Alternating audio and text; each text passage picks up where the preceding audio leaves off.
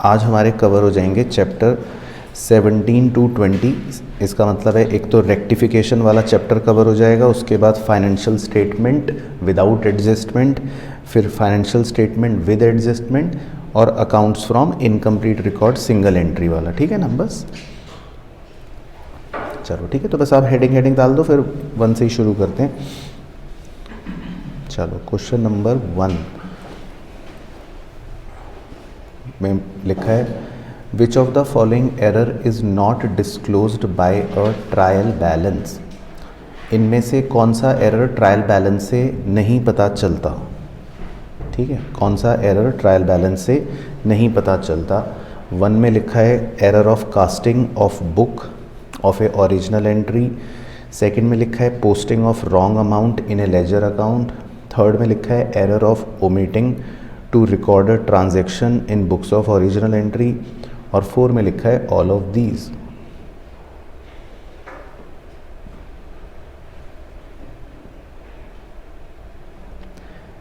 तो सर ये तो बहुत मुश्किल क्वेश्चन है, तो फिर मारो तुक्का मारो। कौन सी गलती ट्रायल बैलेंस से नहीं पता चलेगी, ये मतलब है कि कौन सी गलती ट्रायल बैलेंस के अंदर से आपको नहीं पता चल पाएगी।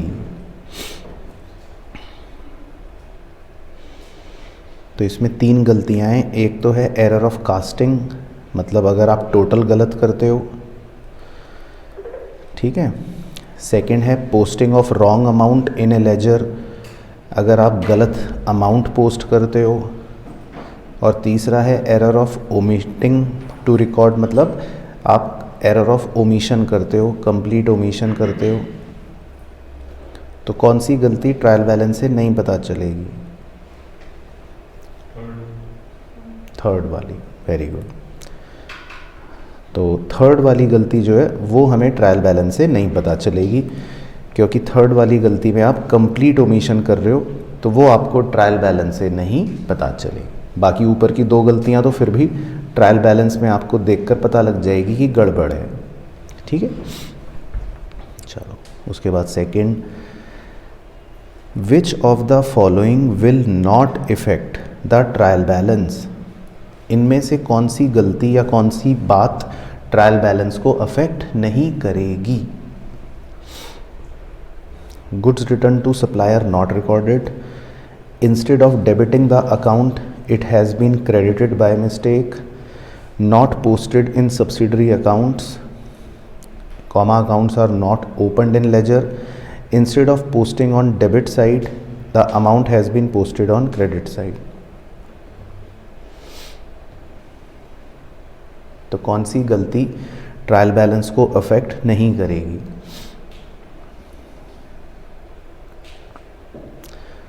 तो सर ये तो बहुत मुश्किल है।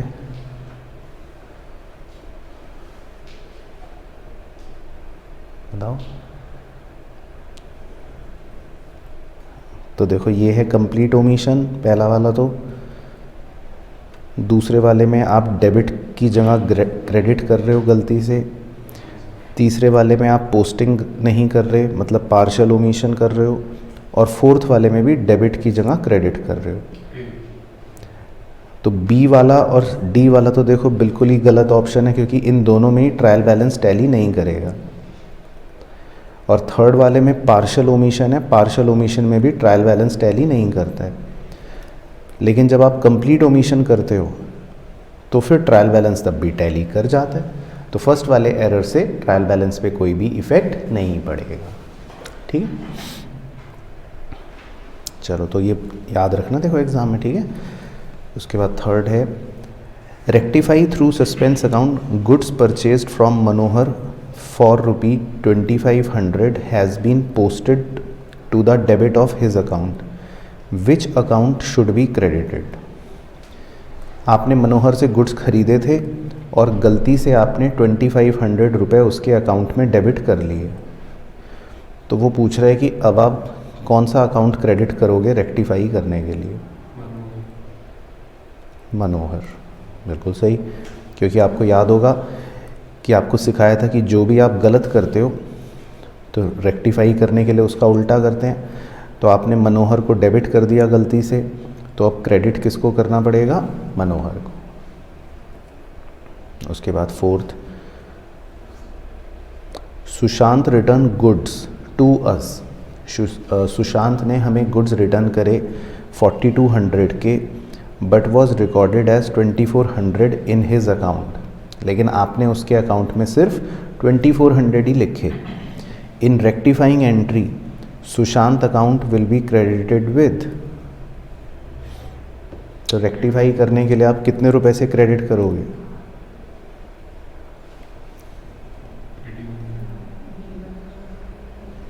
तो आपको कैसे पता? क्योंकि आपने 2400 से तो क्रेडिट कर ही दिया था, आपको 1800 और क्रेडिट करना पड़ेगा, तभी तो वो 4200 बनेगा। तो इसीलिए हम कितने रुपए से क्रेडिट करेंगे? और 1800। ठीक है, तो लिख लेना सही ऑप्शन डी।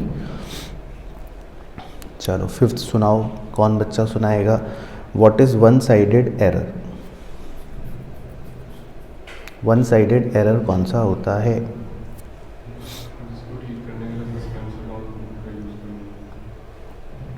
वो तो एक फीचर हो गया, वैसे मीनिंग बताना है, वो तो मतलब हमारे एक समझने का पॉइंट था। वेरी गुड, तो यही लिखो सब बच्चे। वन साइडेड एरर में की इंग्लिश लिख लो, which affects the trial balance. जो भी एरर ट्रायल बैलेंस को अफेक्ट करता है, मतलब trial balance will not tally, ये भी लिख लो ब्रैकेट में। ठीक है, ट्रायल बैलेंस आपका टैली नहीं करेगा। तो जब भी ट्रायल बैलेंस टैली नहीं करता, तो वो जो एरर्स होते हैं, वो जो गलती होती है, उनको हम बोलते हैं वन साइडेड एरर। ठीक है, चलो, तो मैंने रेक्टिफिकेशन के 5 ही 1 नंबर के क्वेश्चन रखे थे। अब एग्जाम में जो क्वेश्चन आता है वो क्वेश्चन नंबर 6 है। बेसिकली इस तरह का क्वेश्चन आता है, इट इज़ वेरी इंपॉर्टेंट। इसके अंदर आपको इसी तरह से कहानी दे रखी होगी कि trial balance of a book keeper shows an excess of debit over credit by 261।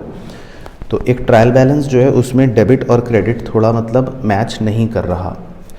The difference is placed in a suspense account to facilitate books closure. तो इसीलिए हमने डिफरेंस को सस्पेंस अकाउंट में डाल दिया है।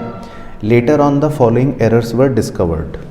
तो हमें बाद में 6 गलतियां पता चली, 1 2 3 4 5 6। उसके बाद क्वेश्चन कह देगा pass journal entries to correct these errors and prepare suspense account. तो फिर क्वेश्चन आपसे हमेशा ये 6 नंबर का क्वेश्चन होता है, जर्नल एंट्रीज मांगेगा और बोल देगा सस्पेंस अकाउंट बनाओ। चलो, तो ये क्वेश्चन पहले आपको करने का टाइम दिया जाए थोड़ा सा, 6 जर्नल एंट्रीज। चलो ठीक है, तो पहले 5 मिनट आपको दे देता हूँ, 5 मिनट के बाद फिर डिस्कस करके कर लेंगे। ठीक है ना? तो आप खाली एंट्रीज ट्राई करो, सस्पेंस अकाउंट मैं बनवा दूंगा, वो आप मत बनाना। ठीक है ना? चलो, तो मैं भी कर लेता हूँ आपसे पूछ के। नंबर 1 में लिखा है credit item of 349 has been debited to a personal account as 439। ठीक है, तो इसका आपको मीनिंग समझा देता हूँ। इसका मतलब ये है कि एक 349 का क्रेडिट आइटम था।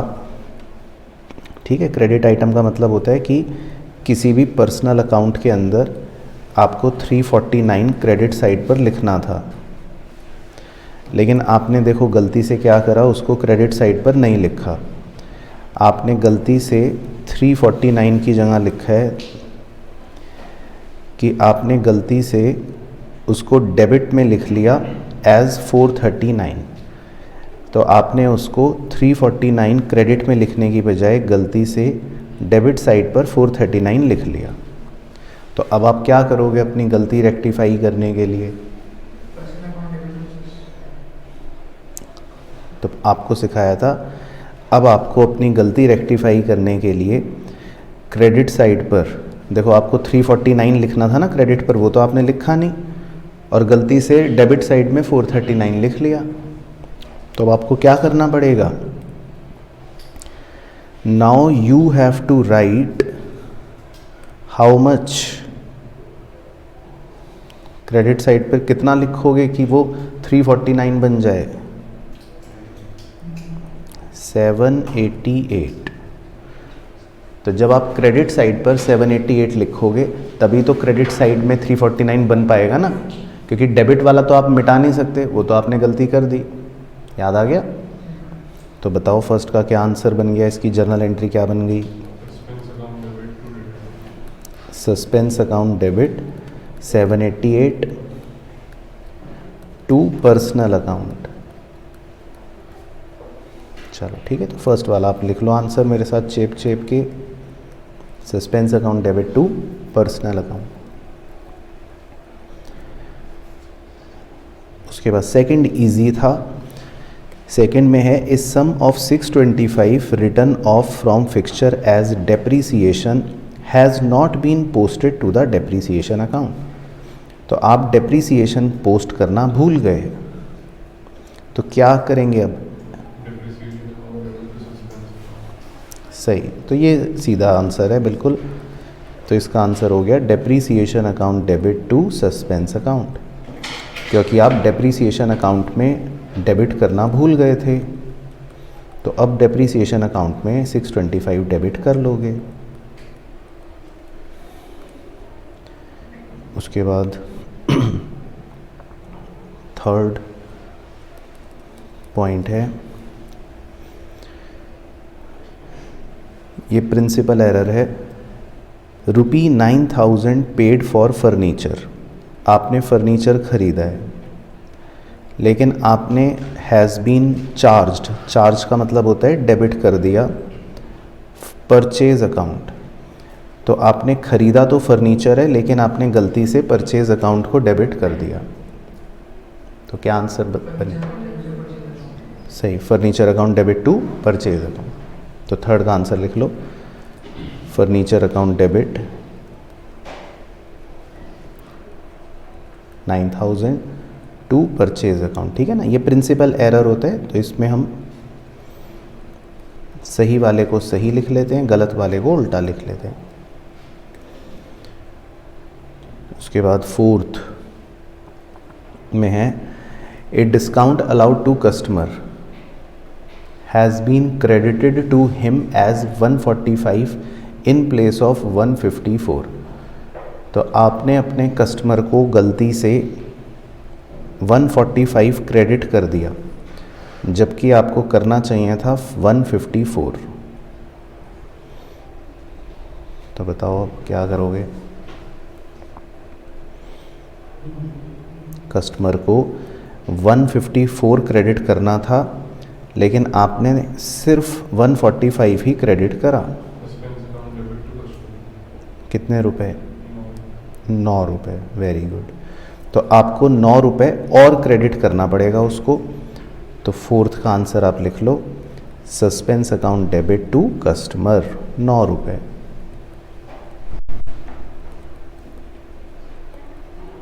ठीक है। उसके बाद नंबर 5 में है a sale of 594 was posted as 495 in sales account. तो ये भी ऊपर वाले की तरह है वैसे तो आपको 594 क्रेडिट करना था सेल अकाउंट में, लेकिन आपने खाली 495 ही करा।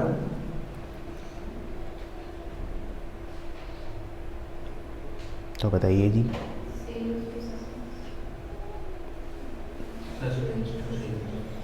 सेल्स तो क्रेडिट होता है ना, तो आपको 594 क्रेडिट करना था और आपने करा खाली 495, तो आपको 99 रुपये और क्रेडिट करने पड़ेंगे। तो सस्पेंस डेबिट टू सेल्स। तो फिफ्थ का आंसर आप लिख लो, suspense account debit to sales 99 रुपये।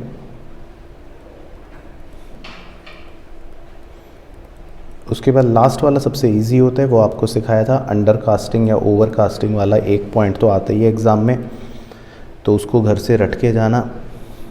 तो इसमें अंडर कास्टिंग का पॉइंट है नंबर 6 में, sales return book has been added 10 short, मतलब 10 रुपी अंडर कास्ट है। तो sales return book 10 rupee under cast है, तो बताओ एंट्री। सही, sales return account debit to suspense. ठीक है, तो लिख लो answer, sales return account debit to suspense 10 रुपये। चलो, तो ये तो हो गई एंट्री, तो एंट्री पहले ओके हो गई। अब क्वेश्चन ने कहा था सस्पेंस अकाउंट भी प्रिपेयर करके दिखाओ, तो इन जर्नल एंट्रीज में देखो सस्पेंस अकाउंट आ रहा है बार बार, तो आपको सस्पेंस अकाउंट प्रिपेयर करना पड़ेगा।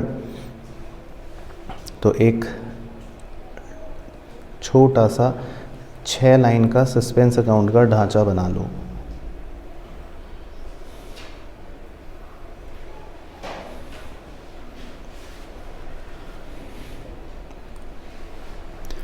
ठीक है, फिर सबसे मुश्किल सवाल पूछूंगा, तो जो बच्चा सबसे होशियार हो वो बताओ कि सर मैं आंसर करूंगा, तो बताओ कौन करेगा आंसर? करोगे तुम आंसर? ठीक है, सबसे मुश्किल क्वेश्चन पूछने के लिए मैं तैयार हूँ। तो गर्ल्स में से कौन करेगा और बॉयज़ में से?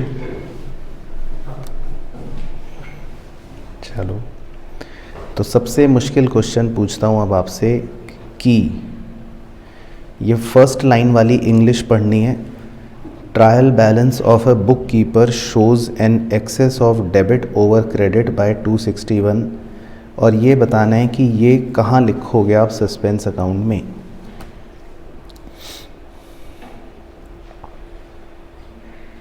आता है तुम्हें? तो तुम्हें कैसे बताइए गहरी बात? अच्छा, ओ, क्योंकि डेबिट ज़्यादा है, सही है। तो क्योंकि डेबिट साइड लिखा है ज़्यादा है, तो आपको सस्पेंस अकाउंट में क्रेडिट साइड पर लिखना पड़ेगा 261। ठीक है, तो याद रखना सब बच्चे, तो 261 को आप क्रेडिट साइड पे लिख लो और इसको बोलते हैं by balance BD।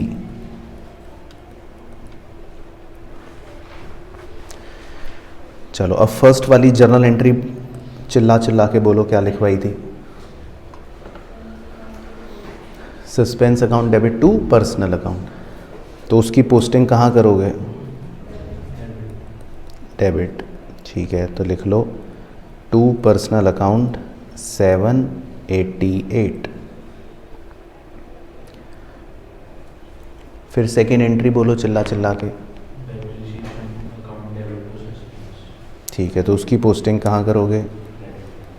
Credit by depreciation 625। फिर थर्ड एंट्री मत चिल्ला के बोलना क्योंकि उसमें सस्पेंस है ही नहीं। ठीक है, फिर फोर्थ एंट्री बोलो चिल्ला के, सस्पेंस डेबिट टू कस्टमर, तो कहाँ लिखोगे? Debit to customer. फिर फोर्थ एंट्री बोलो चिल्ला के, suspense account debit to sales, तो डेबिट में लिख लो टू सेल्स 99। और सिक्स्थ एंट्री बोलो चिल्ला के, तो कहाँ लिखोगे? क्रेडिट में बाय सेल्स रिटर्न 10 रुपये। चलो, अब दोनों साइड का टोटल करो, देखो मैच हो रहा है या नहीं। मैच हो भी सकता है, नहीं भी हो सकता, बैलेंस भी बच सकता है। तो डेबिट का तो आ रहा है मेरा 896 और क्रेडिट का भी आ रहा है 896। ठीक है, तो चलो मतलब मैच हो गया, कोई बैलेंस नहीं बच रहा। तो क्लियर हो गया वाला क्वेश्चन? ठीक है ना, तो एग्जाम में एक क्वेश्चन आएगा इसका, तो मतलब ऐसी क्वेश्चन आएगा बस। चलो, अब क्वेश्चन नंबर 7 पे चलते हैं। ये तो आप गलत बताओगे मुझे लग रहा है।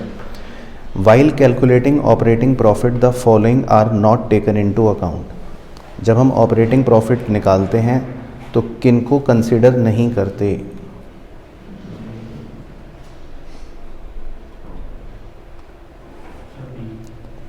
बी। बी क्या है? Expenses of purely non financial nature. क्या होता है ये? एग्जाम्पल दो कोई। बताओ चैट जीपीटी। तो वो गया जो हमारे बिजनेस से अलग हटके जो आइटम्स नहीं वो तो वो वाली एक्सपेंसिव वो उनको तो वो बोलते हैं नॉन ऑपरेटिंग एक्सपेंस। ये है नॉन फाइनेंशियल नेचर के, मतलब नॉन फाइनेंशियल नेचर मतलब एक तरह से हो गया जो बिजनेस के ऑपरेशन वाले होते हैं। तो ये तो हमें बल्कि कंसिडर करने चाहिए।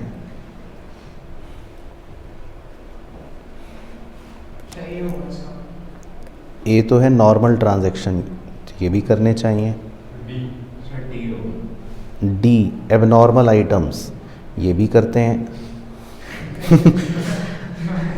जो फाइनेंशियल नेचर के एक्सपेंस होते हैं जैसे इंटरेस्ट पेड है ना, ये सब चीज़ों को नहीं करते हम कंसिडर। एबनॉर्मल आइटम्स होते हैं मतलब कि जैसे कुछ अचानक आग लग गई, इस तरह के आइटम्स है ना। लॉस बाय फायर एबनॉर्मल, मतलब जो साल 2 साल 5 साल में इत्तेफाक से कभी एक आध बार ही होते हैं, उन्हें एबनॉर्मल बोलते हैं। चलो ठीक है, तो ये रट लेना। चलो 8th देखते हैं, किसको फॉर्मूला याद है वही बता सकता है, होशियार बच्चा। Calculate closing capital from the following information.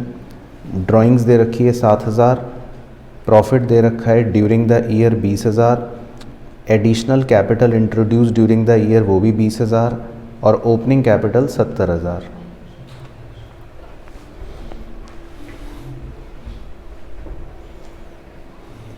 चलो तो किसको याद है, पहले फॉर्मूला सुनाओ जल्दी से कोई भी बच्चा। इज इक्वल टू, ठीक है, तो क्लोजिंग कैपिटल प्लस ड्राइंग्स एक बार लिखवा देता हूँ ना बाकी बच्चों को भी, minus additional capital minus opening capital is equal to क्या होता है, प्रॉफिट। ठीक है, तो ये फॉर्मूला। तो क्लोजिंग कैपिटल कितनी दे रखी है, अच्छा वो तो निकाल लिया, ओके। तो इसको तो x ले लेते हैं, प्लस ड्राइंग कितनी दे रखी है 7, माइनस एडिशनल कैपिटल और ओपनिंग कैपिटल 70 और इज इक्वल टू प्रॉफिट कितना दे रखा है 20। तो ये मैथमेटिक्स सॉल्व करके x निकाल लो क्या आ रहा है। चलो तो तुम पे भरोसा कर लूँ, तो 1,03,000 है ऑप्शन में, ठीक है, तो 1,03,000 आ गया ए। ठीक है, तो आप भी लिख लो ए। चलो एक और है सेम क्वेश्चन, अब वो आप करके दिखाओ जल्दी से। 9th, calculate profit from the following information. Opening capital 5,000, closing capital 7,000, drawings 1,000, additional capital 500। तो प्रॉफिट का फॉर्मूला है closing capital plus drawing minus additional capital minus opening capital.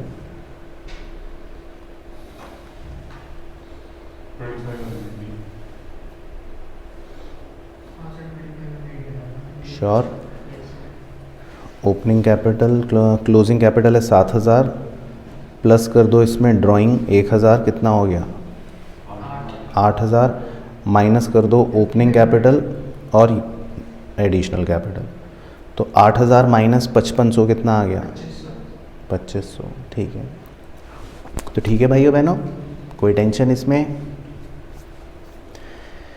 चलो 10th सबसे इम्पोर्टेंट क्वेश्चन आज की शाम का, calculate operating profit from the following जानकारी। तो आपको ऑपरेटिंग प्रॉफिट निकालना है निम्नलिखित जानकारियों की मदद से। तो आपको 1 2 3 4 5 6 7 8 आइटम्स दे रखे हैं। चलो, तो ऑपरेटिंग प्रॉफिट का पहले कोई भी बच्चा जो फॉर्मूला सुनाएगा उसको मिलेगी मेरी तरफ से बहुत बड़ी शाबाशी। तो ऑपरेटिंग प्रॉफिट का सुनाओ फॉर्मूला, तभी तो निकाल पाएंगे।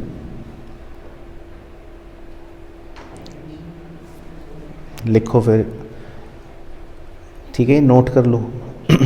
फॉर्मूला होता है operating profit is equal to net profit plus non operating expense, very good, minus non operating income. ठीक है, तो इसका माथे पर टैटू बनवा के जाना घर से, इस फॉर्मूले का। ठीक है, इसका क्वेश्चन आएगा 3 मार्क्स का एग्जाम में।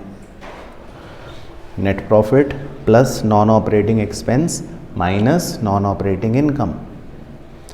तो नेट प्रॉफिट मैं बताऊंगा क्वेश्चन में से ढूंढ के, बहुत मुश्किल काम जो है, और नॉन ऑपरेटिंग एक्सपेंस और नॉन ऑपरेटिंग इनकम आप बताओगे ढूंढ के। तो मैंने बहुत मेहनत करके नेट प्रॉफिट निकाल लिया 5 लाख। चलो, तो हाँ, तो मैंने तो मुश्किल काम कर लिया। अब नॉन ऑपरेटिंग एक्सपेंस आपको ढूंढने हैं, वो आपका काम।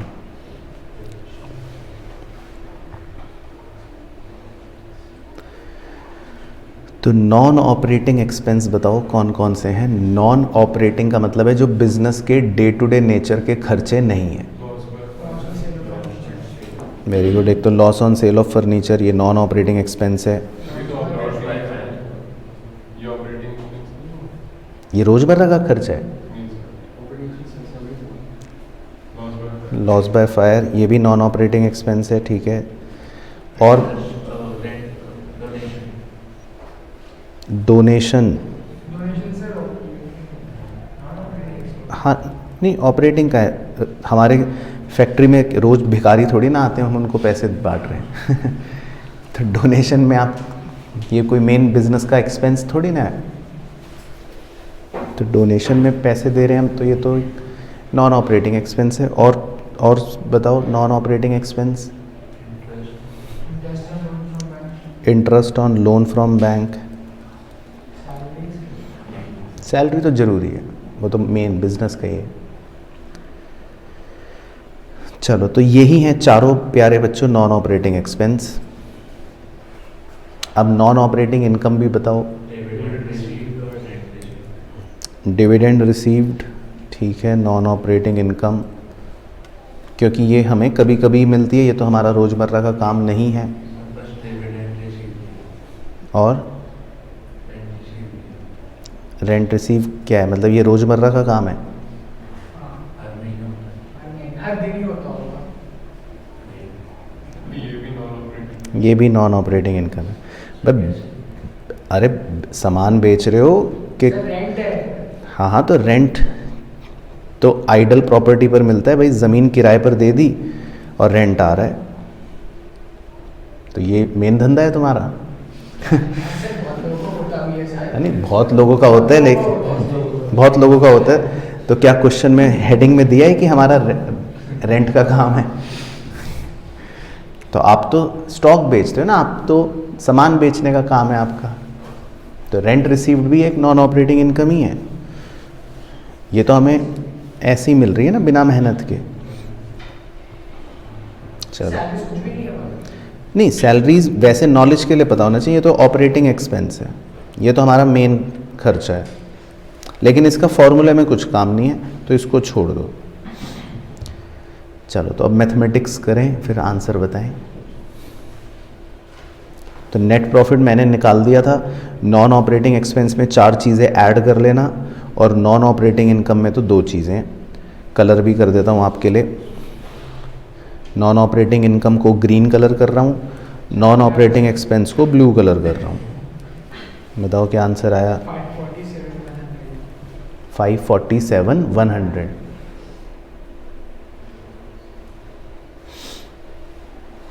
तो बताओ, भरोसा कर लूँ आप पर? यही आ रहा है गर्ल्स का? चलो ठीक है, तो अब भरोसा कर लेता हूँ।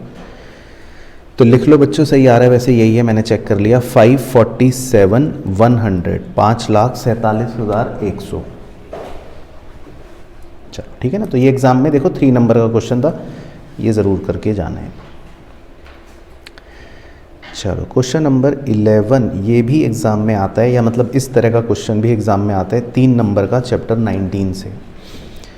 Following extract is taken from trial balance of Karan on 31 मार्च। ठीक है, तो एक छोटा सा ट्रायल बैलेंस दे रखा है, परचेज दे रखी है, सेल दे रखी है, फिर लिखा है a fire broke out on 31 March 2023 and the stock of the value of 28,000 was destroyed. तो हमारे गोदाम में आग लग गई और 28,000 का सामान स्वाहा हो गया। इट वॉज फुल्ली इंश्योर्ड, लेकिन भगवान के आशीर्वाद से सारा ही इंश्योर्ड था। An insurance company admitted the claim in full, और इंश्योरेंस कंपनी ने सारा क्लेम हमें एक्सेप्ट कर लिया। तो इसकी एंट्री क्या होगी जब 28,000 गया 28,000 वापस आया तो उसकी एंट्री है? तो मैं क्यों बताऊँ एंट्री?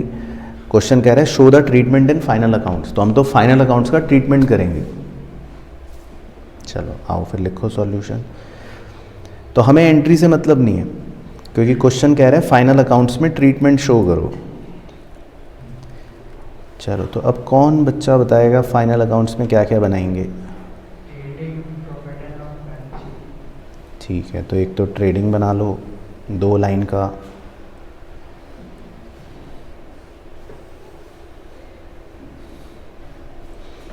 उसके बाद P&L अकाउंट बना लो 2 लाइन का,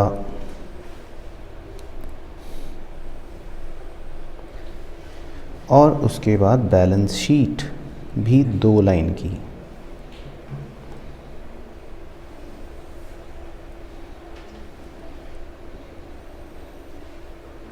ठीक है, तो सेल और परचेज मैं बताऊंगा, बाकी सब आप बताओगे।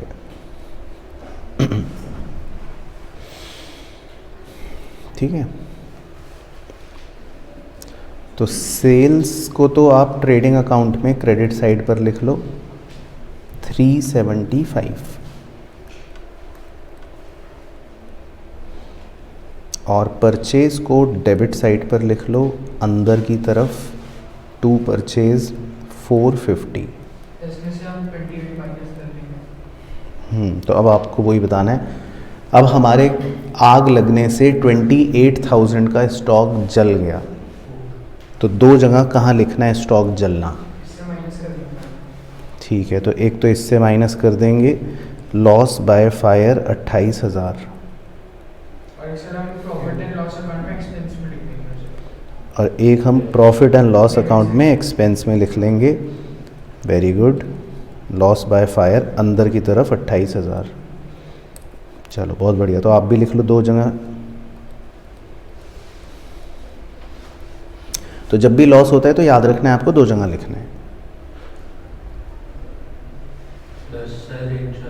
हाँ, अब अगला है कि इंश्योरेंस क्लेम हमको पूरा का पूरा इंश्योरेंस क्लेम कंपनी ने एक्सेप्ट कर लिया, तो इंश्योरेंस क्लेम को बताओ 2 जगह कहाँ लिखेंगे? प्रॉफिट एंड लॉस में क्रेडिट साइड आएगा। एक तो प्रॉफिट एंड लॉस में क्रेडिट साइड आएगा, लेकिन टीचर ने क्या सिखाया था? अच्छा, इसमें से माइनस, बात तो एक ही पड़ती है। बात तो एक ही पड़ेगी, तो इसमें से माइनस कर लो, तो ये तो नील हो गया। परचेज को प्लस कर दो। अच्छा, सॉरी, परचेज बैलेंस शीट में एसेट साइड। हाँ, और बैलेंस शीट में एसेट साइड पर लिखते हैं। इसकी पूरी इंग्लिश होती है insurance claim receivable.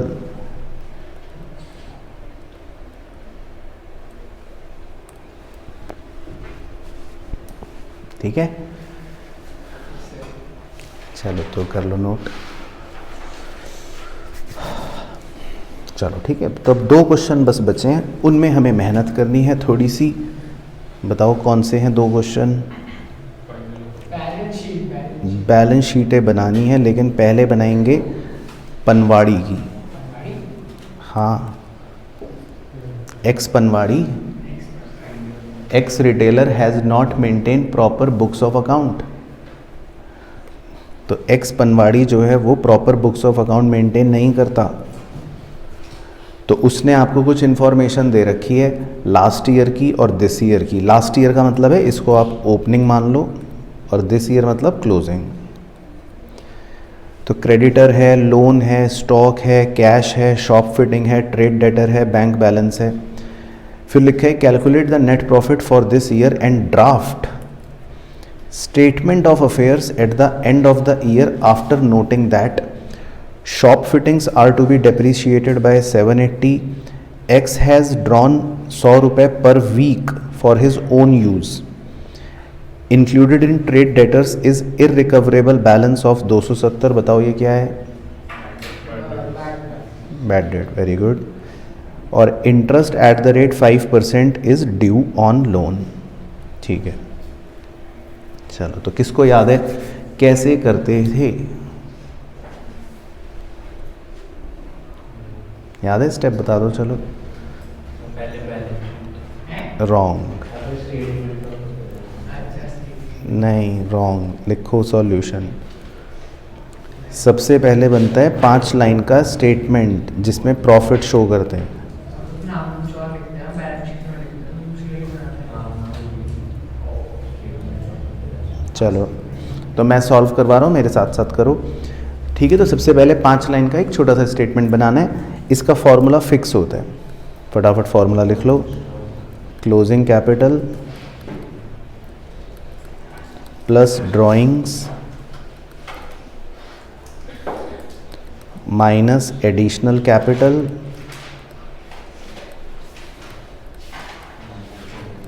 Minus opening capital.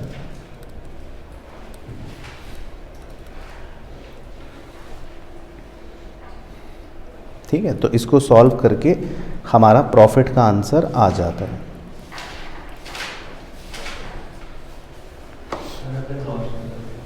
अगर नेगेटिव आएगा तो लॉस, लेकिन मुझे तो पहले से ही पता है ना कि प्रॉफिट आ रहा है। तो कुछ नहीं होगा, प्रॉफिट भी आ गया तो भी तुम कौन से झंडे गाड़ लेते हो भाई वो तो जो भी आएगा वो तो उसका आएगा, हमें क्या। अच्छा, अब क्लोजिंग कैपिटल तो इसमें हमें नहीं पता होती, वो मिसिंग होती है तो छोड़ दो, और ओपनिंग कैपिटल भी इसमें नहीं पता होती तो छोड़ दो। लेकिन क्या इसमें आपको ड्राइंग्स पता है इस आदमी की? पढ़ो नीचे वाला 3rd पॉइंट पढ़ो, नहीं 2nd पॉइंट पढ़ो। बताओ इस आदमी की ड्राइंग्स कितनी है? 100 रुपये पर वीक, तो बताओ कितनी हो गई? 4800। तो गाल पे आपको 4 थप्पड़ लगाने हैं खींच खींच के। क्यों सर? एक साल में कितने वीक्स होते हैं? सर एक महीने में 4 होते हैं। एक महीने में वो कह रहा है 4 होते हैं, तो 4 थप्पड़ और लगाओ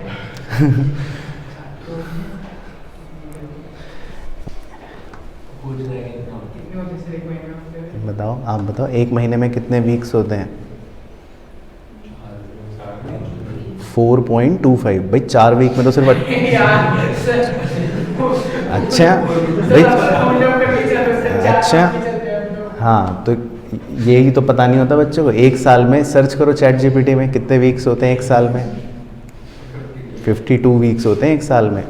अगर एक महीने में आप 4 ही वीक लोगे फिर तो आपका वीक 28 डेज में ही ख़त्म, मतलब फिर तो आपका मंथ 28 डेज में ही ख़त्म कर दिया आपने। तो सारे महीने 28 दिन के हो गए फिर तो आपके, फिर तो सारे फरवरी बना दिया आपने, ठीक है ना।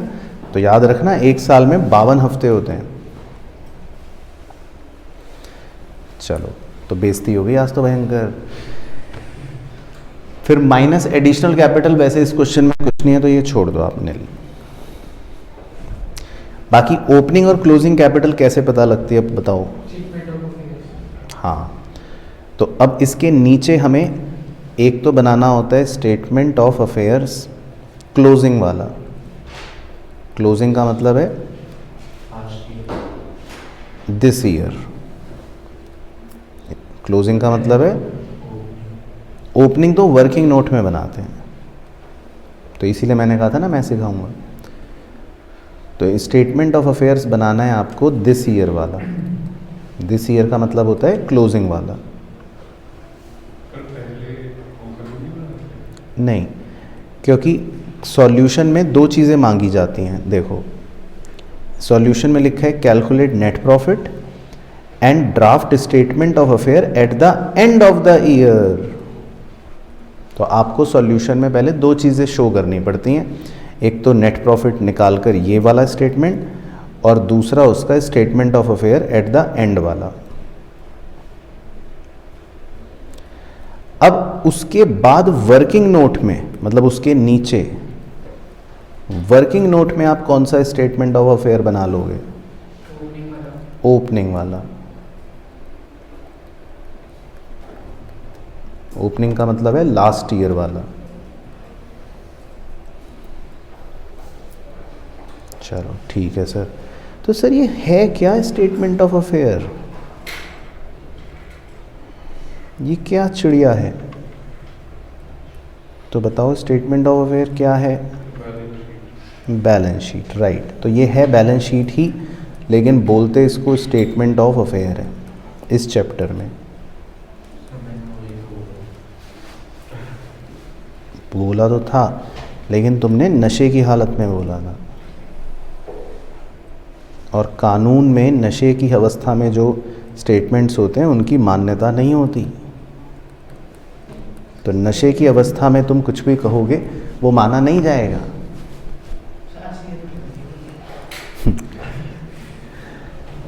चलो इसको पूरी नॉलेज है। चलो आओ अब पढ़ाई करते हैं हम तो अपना। तो पहले हम ओपनिंग वाली बनाते हैं, तो ये क्लोजिंग वाली फिगर थोड़ी देर छुपा देता हूँ, इससे हमें मतलब नहीं है। तो अब कैसे बनाएंगे बताओ, किसको याद है इस कहानी? ओपनिंग वाली। हाँ, लास्ट ईयर मतलब ओपनिंग, ये सारी फिगर्स ओपनिंग है। तो अब कैसे कैसे लिखेंगे, किसको कहाँ लिखेंगे बताओ? सर ट्रेड क्रेडिट्स को लायबिलिटी में। ठीक है, तो आप लिखते रहो लाइबिलिटी, फिर ये भी लाइबिलिटी, और ये पांचों को एसेट्स।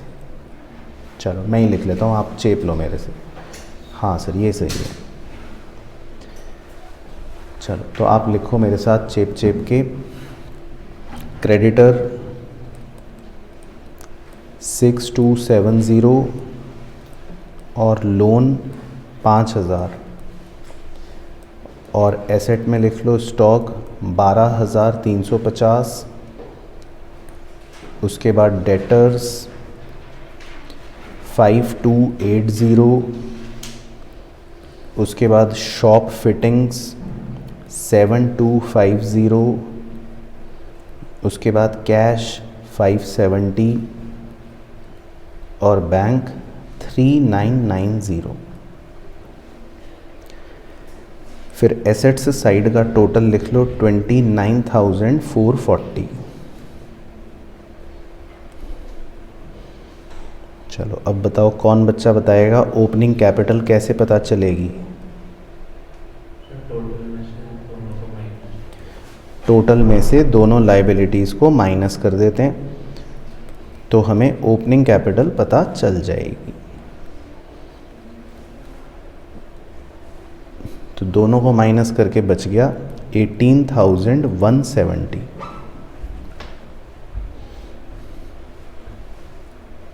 तो क्लियर हो गया आपको प्रोसेस कैसे करते हैं? तो बस ओपनिंग कैपिटल को आप लिख सकते हो अब वहाँ पर अपने मेन स्टेटमेंट में 18,170। ठीक है, इस वाले में लिख लो ओपनिंग कैपिटल में 18,170। अब बिल्कुल सेम प्रोसीजर फॉलो करते हैं। अब हम क्लोजिंग वाली फिगर्स पोस्ट कर लेते हैं। ठीक है, तो अब ओपनिंग वाली से हमें कोई मतलब नहीं है, इसको छुपा देता हूँ। अब क्लोजिंग वाली फिगर्स पोस्ट करते हैं। तो क्रेडिटर, फिर लोन, फिर stock, cash, shop fitting, trade debtor और बैंक बैलेंस। चलो तो ये मैं ही लिखवा देता हूँ, आ जाओ लिखो मेरे साथ। तो क्लोजिंग वाली लिखना, पहले लिख लो क्रेडिटर्स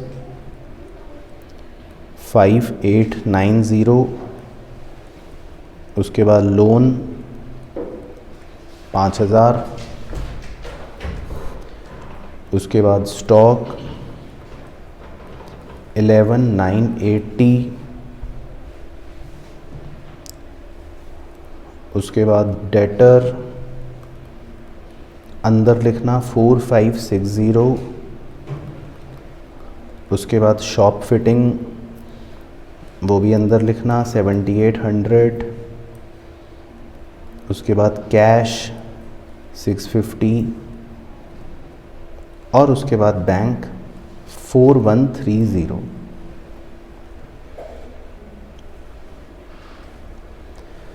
तो सर अंदर क्यों लिखा आपने डेटर को और फिटिंग को? Very good. तो ये याद रखना आपको, एडजस्टमेंट हमेशा क्लोजिंग बैलेंस शीट में ही लिखते हैं।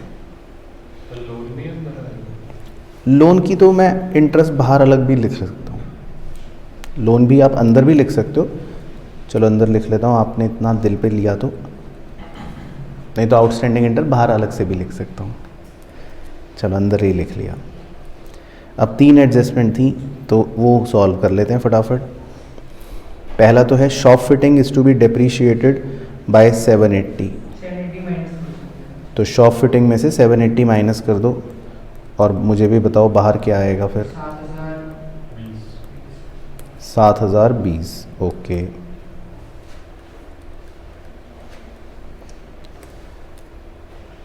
फिर डेटर में से बैड डेट दे रखे थे लास्ट ये 270, तो डेटर में से 270 बैड डेट भी माइनस कर दो, फिर बताओ बाहर क्या आएगा। 4190। गलत सा लग रहा है। 4180। गलत सा लग रहा है। 4290 क्या आ रहा है 4290। ठीक है। और फिर लोन के बारे में दे रखा था कि इंटरेस्ट एट 5% इज ड्यू, तो आउटस्टैंडिंग इंटरेस्ट 5% है, तो ये भी लोन में 5% इंटरेस्ट आउटस्टैंडिंग जोड़ लो, 5% कितना आएगा 250, तो 5250। चलो अब एसेट साइड का टोटल वो आपको करना है और फिर क्लोजिंग कैपिटल क्या बैलेंस बचेगी वो आपको बताना है। ठीक है सर, ये तो मुश्किल क्या है। एसेट का टोटल 21,050। तो भरोसा कर लूँ तुम पे पक्का। कैलकुलेटर का भरोसा कर लेते हैं। चलो अब क्लोजिंग कैपिटल भी बता दो फिर माइनस करके।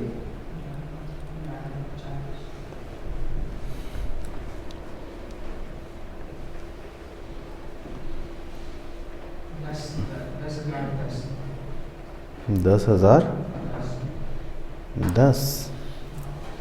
तो एसेट का टोटल ही तुम्हारा गलत है, 21,050 नहीं 28,070 है। चलो तुम्हें जूतों का हार पहना के गधे पर घुमाया जाएगा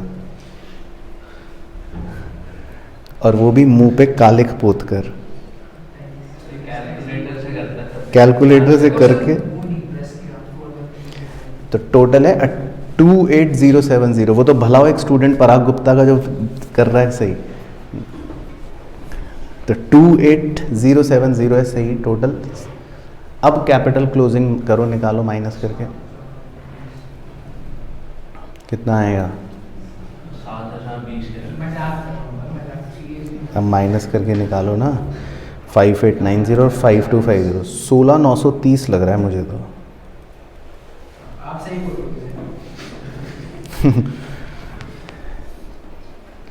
तो क्लोजिंग कैपिटल आप लिख लो 16,930।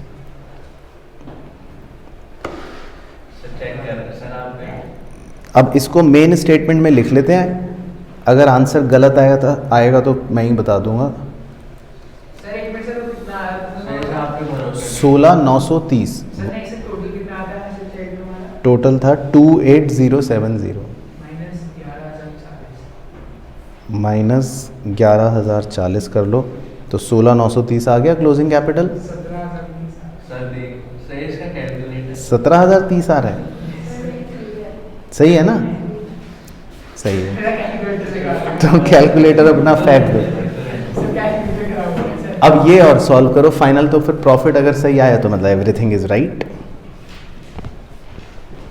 तो 16,930 प्लस 5200 ये हो गया 23,430 माइनस 18,170।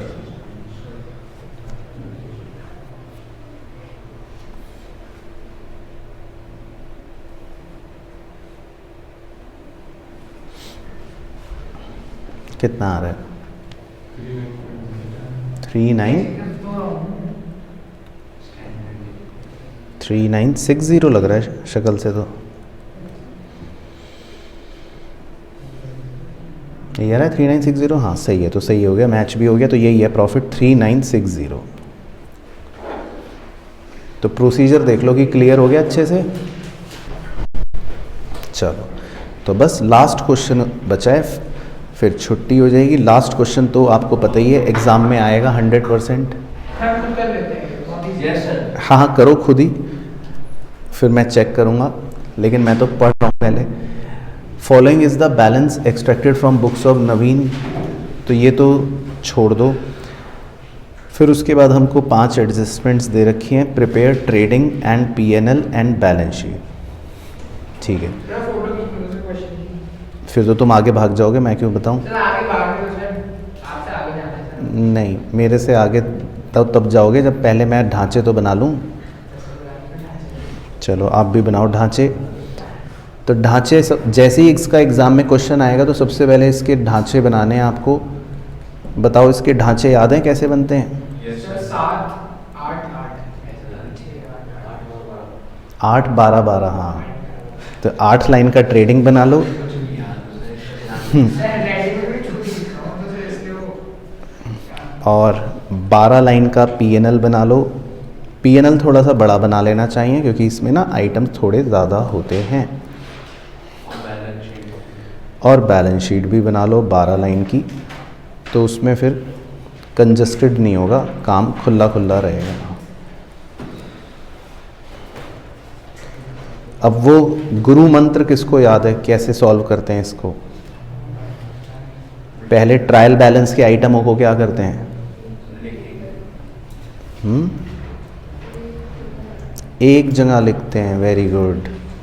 और एडजस्टमेंट्स को 2 जगह लिखते हैं, ठीक है। तो बस ये याद रखना है। तो मैं ऐसा करता हूँ, एक बार एडजस्टमेंट से डिस्कस करता हूँ, फिर आप बताना कि आप कंफर्टेबल हो। पहले 1 से शुरू करता हूँ ताकि फिर मैं क्वेश्चन आपको दे पाऊँगा ना मज़े से।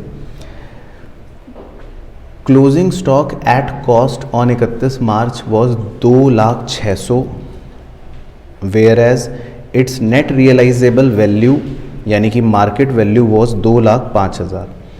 तो क्लोजिंग स्टॉक की आपको 2 वैल्यूज़ दे रखी हैं, हमें कौन सी लेनी है? मार्केट 2,06,000। तो तुम्हें कैसे पता? सर जो आपने बताया था जो value. Sir market value consider करते हैं, स्टॉक की वैल्यू से क्या फर्क पड़ती है? चाहे वो कितनी हो, फिर मार्केट वैल्यू कंसीडर 2,33,000 चलो तो लगाओ गाल पे 10 थप्पड़ खींच खींच के। तो जो भी लोअर वैल्यू होती है वो कंसीडर करते हैं, तो 2,06,000 कंसीडर करेंगे। अब इसको 2 जगह तो लिख लोगे, कहाँ कहाँ लिखना है? ट्रेडिंग अकाउंट में और बैलेंस शीट में, एसेट, ठीक है। उसके बाद सेकंड तो कर ही लोगे, डेप्रीशिएट बिल्डिंग और फर्नीचर, ठीक है।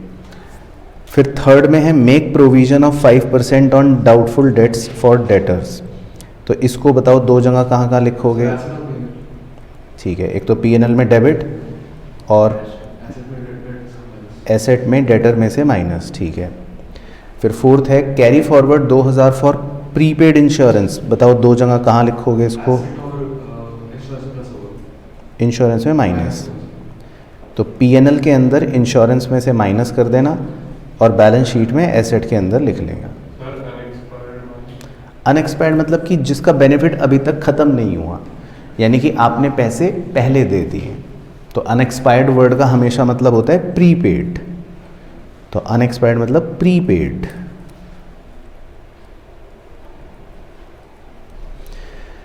और फिफ्थ बताओ दक्ष, ये तो तुम बता दोगे, सबसे आसान है। आउटस्टैंडिंग सैलरी 2 जगह कहाँ लिखोगे?